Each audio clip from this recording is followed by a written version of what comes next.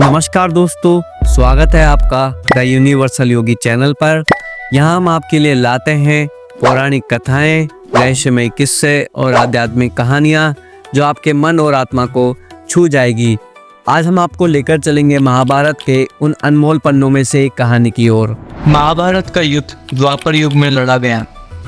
महर्षि वेदव्यास ने इस पूरी घटना को संस्कृत महाकाव्य का रूप दिया। इस महाकाव्य में कई प्रेरणादायक कहानियां शामिल हैं। ये कहानियां बच्चों को धर्म और कर्म का पालन करना सिखाती है। महाभारत की कथा में बहुत से महान पात्र हैं जिनसे बच्चों का मार्गदर्शन हो सकता है। वीर अर्जुन, भगवान श्री कृष्ण, धर्मराज युधिष्ठिर, भीष्म पितामह, गुरु द्रोणाचार्य, दानवीर कर्ण और महात्मा विदुर ऐसे ही कुछ चरित्र हैं। सिर्फ इतना ही नहीं, ऐसी कई घटनाएं महाभारत कथा का हिस्सा हैं जो कुछ न कुछ शिक्षा जरूर देती हैं। इनके द्वारा आप अपने बच्चों का परिचय भारत के इतिहास और संस्कृति से करवा सकते हैं। महाभारत की कथा में श्री कृष्ण के चरित्र की मदद से आप अपने बच्चों में भगवान के प्रति आस्था पैदा कर सकते हैं। तो चलिए, महाभारत की कहानियों में से ही एक कहानी हम आज आपको सुनाने वाले हैं जो आपकी और आपके बच्चों की भगवान के प्रति आस्था को और गहरा कर देगी। इस कहानी को सुनाने से पहले हम आपसे एक प्रश्न पूछना चाहेंगे।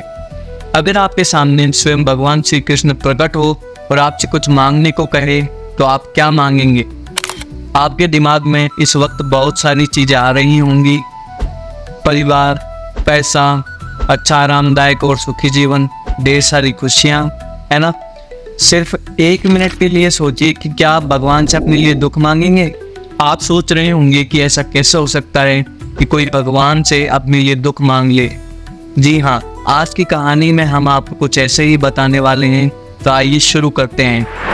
यह उस समय की बात है जब महाभारत का युद्ध खत्म हो गया था और पांडवों में सबसे ज्येष्ठ धर्मराज युधिष्ठिर ने हस्तिनापुर की राजगद्दी संभाल ली थी। सब कुछ सामान्य हो रहा था। फिर एक दिन वह समय भी आया जो कोई पांडव और हस्तिनापुर की प्रजा का कोई भी व्यक्ति नहीं चाहता था। भगवान श्री कृष्ण का द्वारिका लौटने का समय। हस्तिनापुर में दुख की लहर दौड़ गई थी। कोई भी श्री कृष्ण को जाने नहीं देना चाहता था, लेकिन कृष्ण को तो जाना ही था। विदाई के समय भगवान श्री कृष्ण एक एक करके अपने सभी स्नेही जनों से मिलने लगे। सबसे मिलकर उन्हें कुछ न कुछ उपहार देकर उनसे विदा ली। अंत में पांडवों से मिलने के बाद जब कृष्ण पांडवों की माता और अपनी बुआ कुंती से मिले तो कुंती से कहा कि बुआ, आपने आज तक आपके लिए कुछ नहीं मांगा, आज कुछ मांग लीजिए, मैं आपको कुछ देना चाहता हूँ। कुंती की आंखों में आंसू आ गए।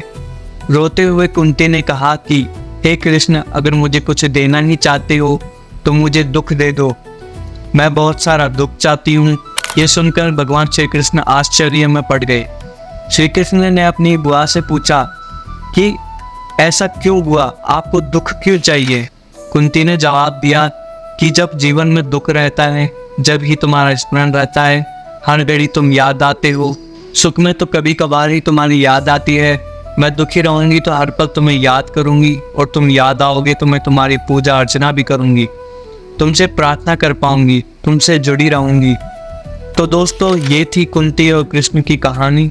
इस कहानी से हमें ये सीख मिलती है कि भगवान को सिर्फ दुख में ही याद नहीं करना चाहिए, बल्कि भगवान से तो हर समय जुड़ा रहना चाहिए। हो सकता है इससे जीवन के कई दुख हमारे पास आए ही ना। दोस्तों, अगर आपको ये कहानी पसंद आई हो और आप भी चाहते हैं कि भगवान श्री कृष्ण हमेशा आपके जीवन में बने रहें, तो इस कहानी को अपने दोस्तों और परिवार के साथ जरूर शेयर करें। हमसे जुड़े रहिए और सब्सक्राइब कीजिए द यूनिवर्सल योगी चैनल, जहां हम हर बार आपके लिए लेकर आते हैं नई प्रेरणादायक कहानियाँ। फिर मिलेंगे एक और अद्भुत कथा के साथ। धन्यवाद।